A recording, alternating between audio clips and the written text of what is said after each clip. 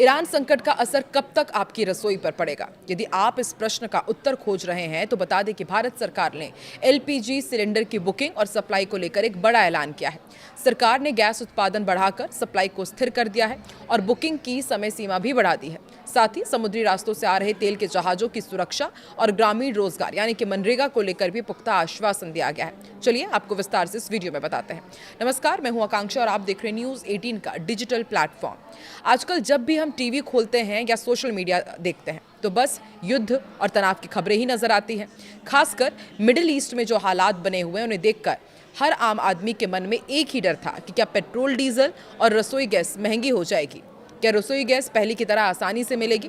लेकिन आपके लिए एक बहुत बड़ी खुशखबरी है। भारत सरकार ने क्योंकि साफ कर दिया है कि दुनिया में चाहे कितनी भी उथल पुथल क्यों ना मची हो, आपके घर की रसोई का बजट और गैस की सप्लाई पर कोई संकट नहीं आने वाला है। सरकार ने गैस सिलेंडर पर एक ऐसी राहत दी है जिससे लगने लगा है कि जल्द ही पुराने दिन लौट आएंगे। दरअसल दिल्ली में हुई एक हाई लेवल मीटिंग में पेट्रोलियम और नेचुरल गैस मंत्रालय की सेक्रेटरी सुजाता शर्मा ने देशवासियों को एक बड़ा भरोसा दिया है। उन्होंने बताया कि सरकार ने डोमेस्टिक एलपीजी के प्रोडक्शन को काफी ज्यादा बढ़ा दिया है ताकि बाहरी देशों के संकट का असर भारत के आम आदमी की जेब पर ना पड़े। सबसे अच्छी बात यह है कि गैस बुकिंग की डेडलाइन को भी बढ़ा दिया गया है। आप यदि शहर में रहते हो या फिर गाँव में, अब आपको बुकिंग के लिए भागदौड़ करने की जरूरत नहीं है। सरकार का कहना है कि देश के किसी भी कोने में किसी भी गैस एजेंसी के पास स्टॉक की कोई कमी नहीं है और सप्लाई बिल्कुल स्टेबल है। गैस की कालाबाजारी और गलत इस्तेमाल को रोकने के लिए सरकार अब डिलीवरी ऑथेंटिकेशन कोड सिस्टम को बहुत सख्ती से लागू कर रही है। सुजाता शर्मा ने जानकारी दी कि सरकार ने इस सिस्टम के इस्तेमाल को 90% तक ले जाने का टारगेट रखा था, लेकिन खुशी की बात यह है कि 92% के आंकड़े पर वो पहले ही पहुंच चुके हैं। इसका सीधा मतलब यह है कि अब गैस सिलेंडर सीधे असली हकदार के पास ही पहुंचेगा और बीच में कोई गड़बड़ी नहीं हो पाएगी। इसके अलावा कमर्शियल गैस की सप्लाई को भी 70% तक फिर से पटरी पर ला दिया गया है, जो बिजनेस करने वालों के लिए एक बहुत बड़ी राहत है। छोटे सिलेंडर्स की मांग में भी जबरदस्त उछाल देखा जा रहा है। अगर पिछले कुछ दिनों के आंकड़ों पर नजर डालें तो 5 किलो वाले छोटे सिलेंडर्स की बिक्री काफी बढ़ गई है। सरकार ने इस बारे में जागरूकता फैलाने के लिए देश भर में करीब 7,000 कैंप लगाए हैं, जिसका नतीजा ये रहा कि 3 अप्रैल से अब तक 1 लाख से ज्यादा 5 किलो वाले सिलेंडर बेचे जा चुके हैं। ये उन लोगों के लिए बहुत मददगार साबित हो रहा है जो एक साथ बड़ा सिलेंडर नहीं खरीद सकते या जिन्हें कम गैस की जरूरत होती है। समुद्री रास्तों से आने वाले तेल और गैस की सुरक्षा को लेकर भी सरकार पूरी तरह मुस्तैद है। शिपिंग मंत्रालय के डायरेक्टर मनदीप सिंह रंधावा ने एक बड़ा अपडेट दिया और बताया कि भारत का जहाज देश गरिमा जो 97,000 मीट्रिक टन कच्चा तेल लेकर आ रहा है, बिल्कुल सुरक्षित है। ये जहाज हाल ही में हॉर्मुज से बिना किसी रुकावट के गुजर चुका है। हालांकि पिछले 48 घंटों में उस इलाके में गोलीबारी की कुछ घटनाएं हुई थी, जिसमें भारत के 2 जहाज सनमार हेराल्ड और जग अर्नब भी आसपास थे। लेकिन अच्छी बात यह है कि किसी भी क्रू मेंबर को कोई चोट नहीं आई और सब सुरक्षित हैं। विदेश मंत्रालय भी इस पूरी स्थिति पर पैनी नजर बनाए हुए हैं। एडिशनल सेक्रेटरी असीम आर महाजन ने बताया कि खाड़ी देशों में रहने वाले भारतीयों की सुरक्षा सरकार की पहली प्राथमिकता है। इसके लिए एक स्पेशल कंट्रोल रूम बनाया गया है जो 24 घंटे काम कर रहा है। सरकार हर राज्य और केंद्र शासित प्रदेश के संपर्क में है ताकि किसी भी इमरजेंसी की स्थिति में तुरंत मदद पहुंचाई जा सके। इसी सिलसिले में national security adviser Ajit Doval ने भी सऊदी अरब का दौरा किया और वहां के बड़े मंत्रियों से क्षेत्र के हालातों और भारत के रिश्तों पर लंबी चर्चा की है। ग्रामीण इलाकों में रहने वाले लोगों के लिए सरकार ने एक बहुत जरूरी बात कही है। रूरल डेवलपमेंट डिपार्टमेंट के जॉइंट सेक्रेटरी अमित शुक्ला ने भरोसा दिलाया कि दुनिया में चाहे जो भी अनिश्चितता हो, गांव के विकास के लिए फंड की कोई भी कमी नहीं होगी।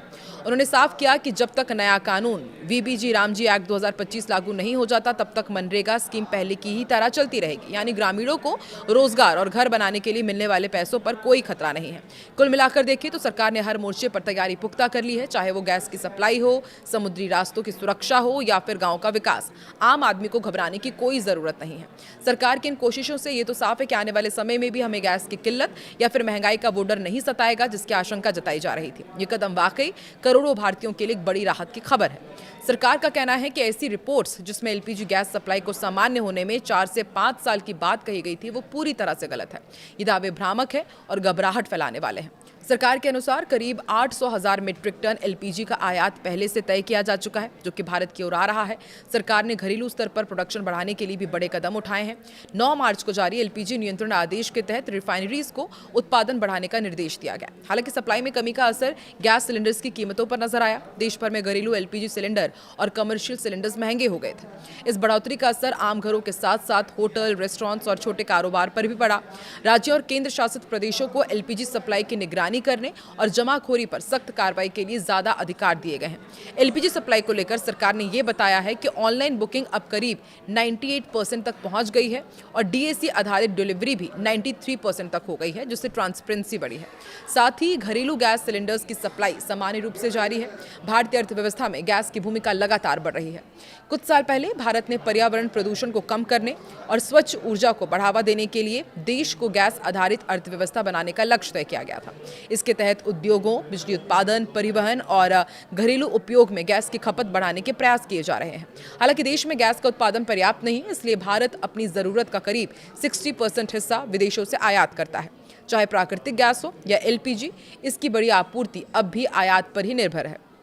न्यूज़ 18 के रिपोर्ट्स के मुताबिक भारत का प्राकृतिक गैस आयात साल 2024 में लगभग 35,000 घन मीटर तक पहुंच गया था, जो पिछले साल की तुलना में थोड़ा कम रहा। हालांकि इस वर्ष की शुरुआत में ईरान और अमेरिका के बीच तनाव और युद्ध जैसी स्थिति के कारण समुद्री ट्रांसपोर्ट और सप्लाई चेन जरूर प्रभावित हुई है और इसके चलते वैश्विक स्तर पर गैस की आपूर्ति बाधित हुई है।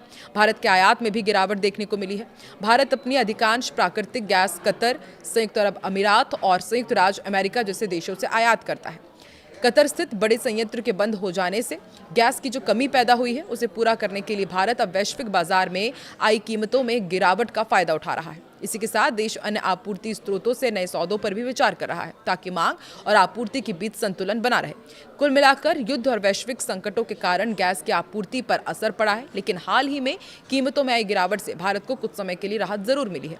ऐसे में भारत को इस अवसर का सही उपयोग करना चाहिए और भविष्य में स्थिर तथा सुरक्षित गैस आपूर्ति सुनिश्चित करने के लिए लॉन्ग टर्म योजनाएं बनानी चाहिए। आपको क्या लगता है, आने वाले दिनों में क्या गैस आपूर्ति इसी तरह से सुगमता के साथ आगे बढ़ती रहेगी और आपके शहर में गैस की सप्लाई किस तरीके से हो रही है, वो भी आप कमेंट करके जरूर बताएं।